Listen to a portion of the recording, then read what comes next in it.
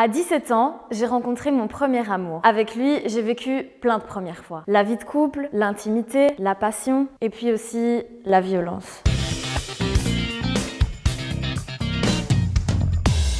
Quand la violence est arrivée dans mon couple, j'ai eu beaucoup de mal à demander de l'aide. J'étais jeune, j'étais étudiante et du coup, je me sentais pas légitime de me qualifier en tant que victime de violence conjugale. Pour moi, mon partenaire ne rentrait pas dans les cases de la personne violente et moi, pas dans celle de la victime. Et puis, faut dire que la violence a plusieurs visages. Physique, verbal, psychologique, économique, sexuel. C'était franchement pas évident de déterminer de manière clairvoyante ce que je vivais et donc, de demander de l'aide. Tout ce que je savais, c'est que quelque chose n'allait pas et que j'étais pas OK avec la manière dont j'étais traitée. Finalement, j'ai compris qu'il n'y a pas d'âge, pas de genre ou pas de statut social pour commettre des violences conjugales, ni même pour en subir. Personne n'a le droit de dire, choisir ou juger à ta place de ce que tu vis ou ne vis pas. Si tu ne te sens pas considéré d'égal à égal dans une relation, peu importe sa nature, si tu estimes que ton ou ta partenaire a été maltraitant ou maltraitante avec toi, tu as le droit d'en parler et d'aller voir les structures consacrées à ça. Aujourd'hui, je suis